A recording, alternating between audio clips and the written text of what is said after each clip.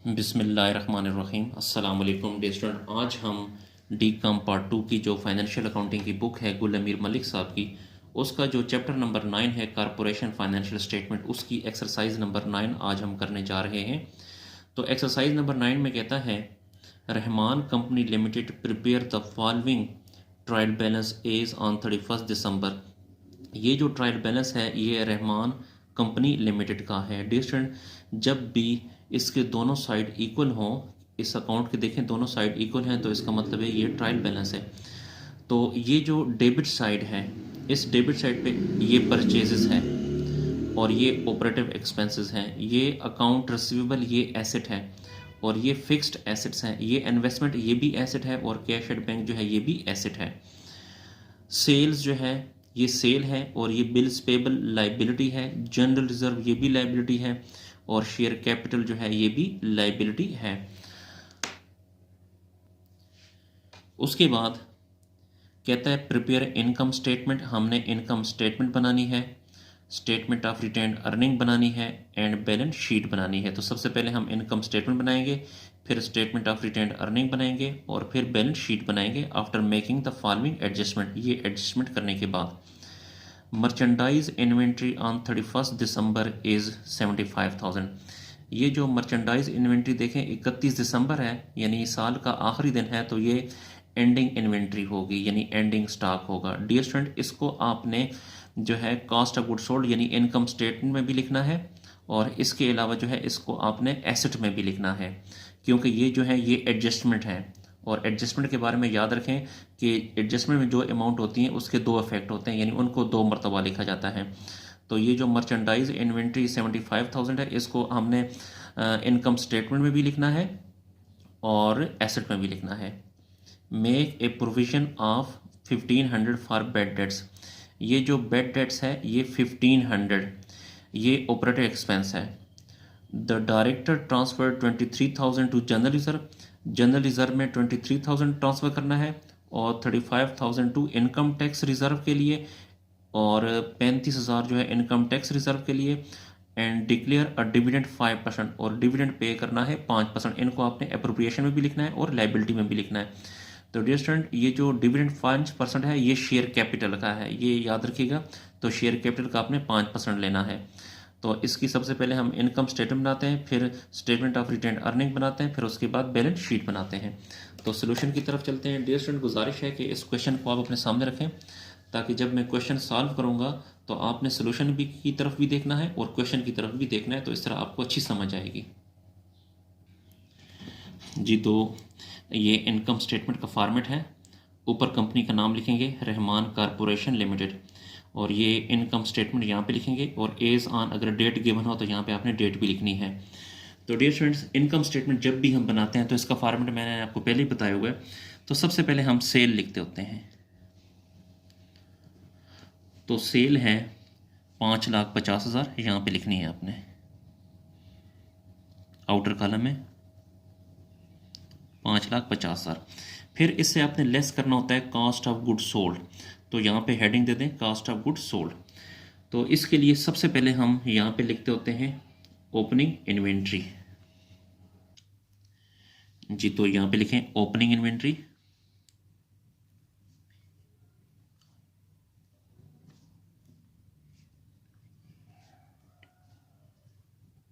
Opening inventory इस question में हमारे पास मौजूद नहीं है, तो इसको हमने यहाँ पे छोड़ दिया, नील कर दिया।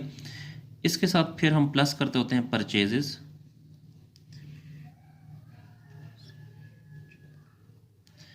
परचेजेस की अमाउंट हमारे पास है 4,48,780, 4,48,780। अब इसको और इसको आपने प्लस करना है, तो यहाँ पे ज़रा इसको अंडरलाइन करें।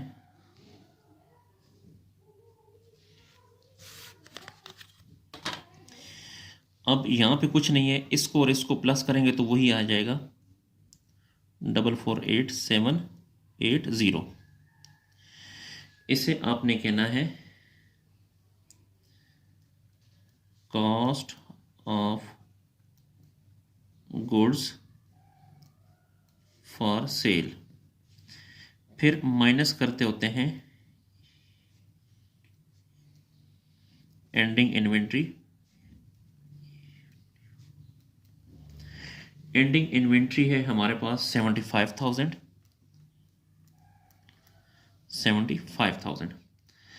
अब आपने इसको दोबारा क्लोज करना है।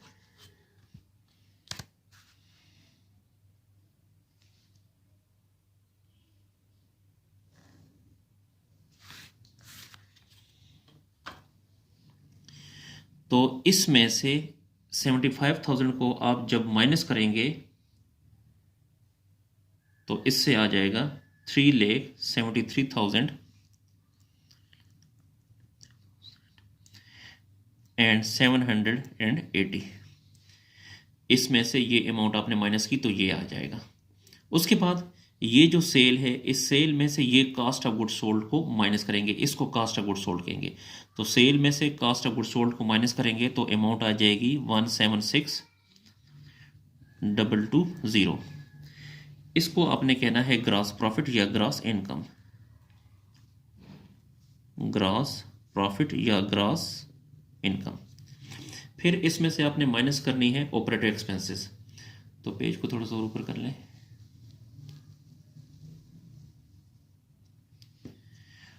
ऑपरेटिव एक्सपेंसेस वो एक्सपेंसेस होते हैं जिनका ताल्लुक सेल से होता है। तो ऑपरेटिव एक्सपेंसेस हमारे पास हैं, अगर आप यहाँ पे बुक में देखें तो देखिए ये ऑपरेटिव एक्सपेंसेस हैं 33,500।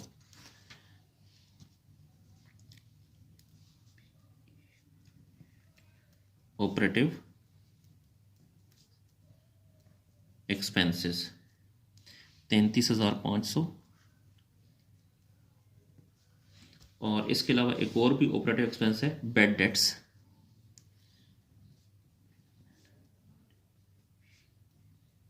बैड डेट्स की अमाउंट है 1,500, तो यहाँ पे लिखें 1,500। 33,500 प्लस 1,500 तो ये आ जाएगा 35,000। यानी इसको और इसको हमने प्लस किया तो ये अमाउंट आ गई। अब आपने ये टोटल ऑपरेटिव एक्सपेंसेस हैं, तो ग्रॉस इनकम में से ऑपरेटिव एक्सपेंसेस को माइनस करें, यानी इनको माइनस करें तो आ जाएगा 141,220। जी 1,76,220 में से 35,000 को माइनस करें तो 1,41,220 आएगा। इससे आपने नेट इनकम कहना है, नेट इनकम।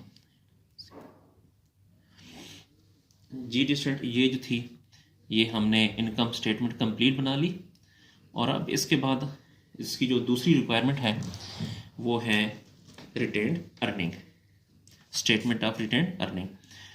तो इसको ज़रूर ऊपर कर लें।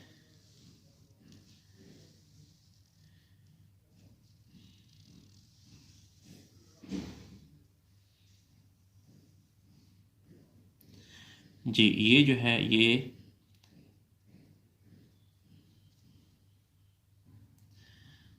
जी तो ऊपर लिखेंगे रहमान कारपोरेशन लिमिटेड, ये कंपनी का नाम, और यहाँ पे लिखें स्टेटमेंट ऑफ रिटेन्ड अर्निंग।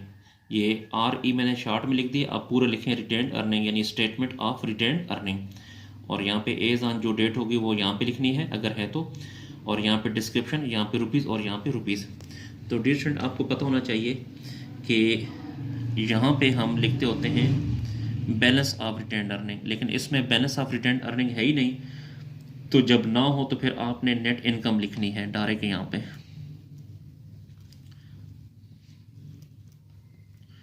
तो नेट इनकम है हमारे पास है 1,41,220, 1,41,220, जो कि हमने ये वाली फाइंड की है। ये 1,41,220 ये हमने फाइंड की है, तो यही हमने यहाँ पर लिख दी। ये हमने खुद जो है इस क्वेश्चन में कैलकुलेट की है। इससे पहले जब हमने जितने भी क्वेश्चन किए हैं उसमें नेट इनकम हमें गिवन होती थी, लेकिन इस दफ़ा हमने खुद ये कैलकुलेट की है। उसके बाद लेस करते हैं अप्रोप्रिएशन। तो अप्रोप्रिएशन में जनरल रिजर्व है 23,000, ये वाले जो हैं ये अप्रोप्रिएशन में देखें, the director transfer 23,000 general reserve, 35,000 tax reserve और बाकी डिविडेंड 5%। तो ये जो 5% है ये आपने शेयर कैपिटल का लेना है। तो यहाँ पे लिखें general reserve,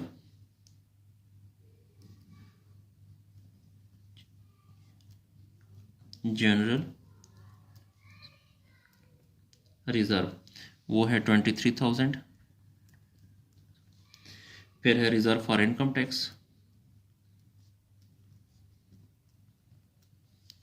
reserve for income tax, reserve for income tax है 35,000। उसके बाद है डिविडेंड पेएबल,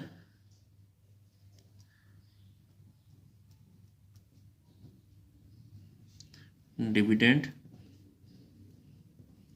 पेएबल कितना है जी, 5% है। तो देखिए मैंने आपसे कहा था कि ये आपने कैपिटल का लेना है, तो यहाँ पे शेयर कैपिटल कितना है 2 लाख, तो 2 लाख का आपने 5% लेना है, 2 लाख का 5%। तो यहाँ पे लिखें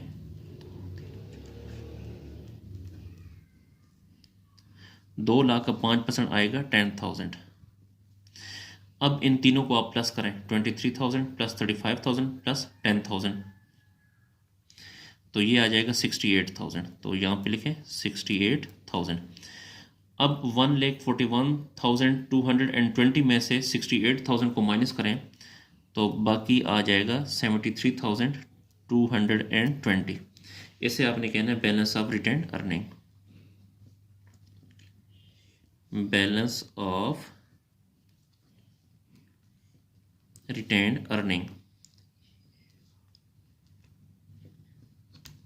बैलेंस ऑफ रिटेन्ड अर्निंग। तो ये dear student statement of retained earning भी बन गई। अब हम इसके बाद बनाने जा रहे हैं बैलेंस शीट। तो बैलेंस शीट अब बनाते हैं। ये बैलेंस शीट का फॉर्मेट है। तो सबसे ऊपर आपने लिखना है रहमान कारपोरेशन लिमिटेड, ये कंपनी का नाम है, और यहाँ पे बैलेंस शीट और एज ऑन, उसमें डेट क्वेश्चन में अगर आप देखें तो डेट 31 दिसंबर है, तो यहाँ पे दिसंबर 31 लिखें। यहाँ पे हम एसेट्स लिखेंगे, यहाँ पे लाइबिलिटीज़ लिखेंगे। तो सबसे पहले जो हमारे पास एसेट्स है वो कैश एट बैंक है, तो यहाँ पे लिखें cash at bank. Cash at bank जो है वो है 29,720।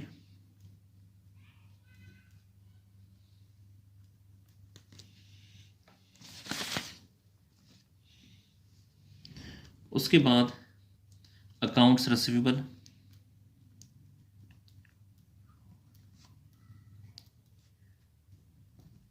अकाउंट रिसीवेबल भी एसेट है 10,500। इसमें से हमेशा माइनस करते होते हैं बैड डेट,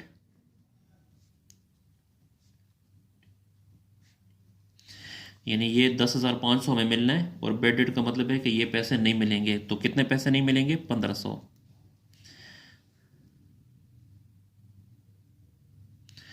तो 10,500 में से 1,500 को माइनस करें तो बाकी 9,000।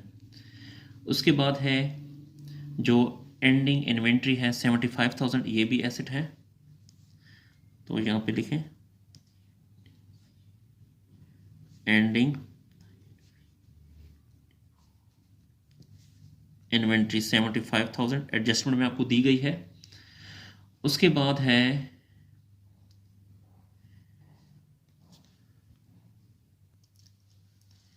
इन्वेस्टमेंट, ये भी एसेट है।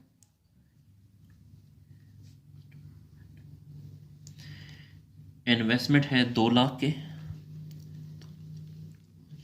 उसके बाद फिक्स्ड एसेट्स, ये भी एसेट्स हैं।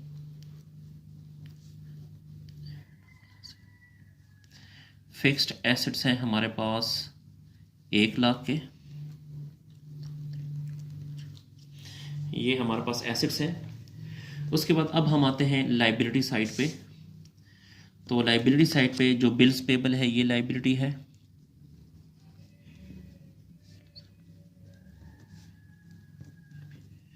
बिल्स पेबल है 57,500। उसके बाद जो हमने जो ये 3 हैं ये भी लाइबिलिटीज़ हैं। देखें ये जो हमने इनकम स्टेटमेंट में ये 3 चीज़ें ना ये भी लाइबिलिटी हैं। General reserve, reserve for income tax और डिविडेंड पेएबल ये भी लाइबिलिटी हैं। तो ये भी लिखते हैं।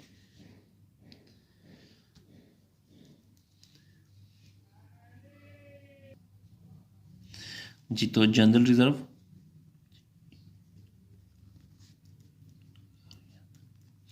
देखें जनरल रिजर्व एक हमारे पास है 23,000, एक ये है, ये जो 23,000 ये वाला, और एक हमारे पास जनरल रिजर्व जो है वो है जनरल रिजर्व ये 15,000। इन दोनों को आप प्लस करें, ठीक है। तो 23,000 प्लस 15,000 तो ये आ जाता है 38,000। उसके बाद reserve for income tax, reserve for income tax, income tax के लिए जो रिजर्व है वो 35,000 है। उसके बाद है जी डिविडेंड है,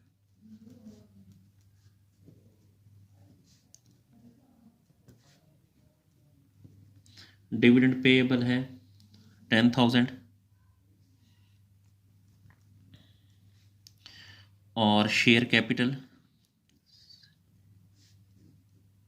ये भी लाइबिलिटी है 2 लाख, और बैलेंस ऑफ रिटेन्ड अर्निंग ये वाला ये जो हमने ये बैलेंस ऑफ रिटेन्ड अर्निंग 73,220 ये भी लिखना है, ये भी लाइबिलिटी है। Balance of retained earning 73,220। जी तो हमने तमाम लाइबिलिटीज़ लिख ली, एसेट्स भी तमाम लिख लिए और लाइबिलिटीज़ भी तमाम लिख ली। अब आपने इनको प्लस करना है। 29,720 प्लस 9,000 प्लस 75,000 प्लस 2 लाख और प्लस 1 लाख, तो ये आ जाएगा 4,13,720। इसी तरह इस साइड को भी प्लस करें।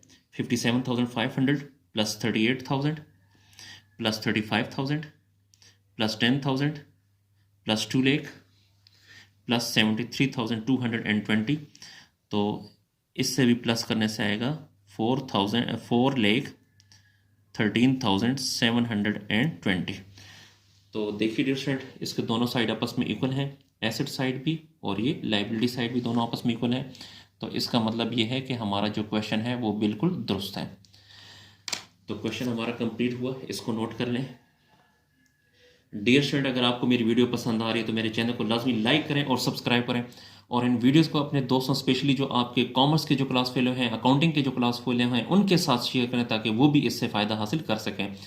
अगर आपको I com, D com, B com या इसके अलावा बाकी क्लासेस के अकाउंटिंग का सोल्यूशन चाहिए तो आप मेरे चैनल की प्लेलिस्ट में जाकर वहाँ से हासिल कर सकते हैं। अगर आपको किसी पॉइंट की समझ नहीं आती तो आप कमेंट सेक्शन में जाकर मुझसे पूछ सकते हैं। अल्लाह हाफिज़।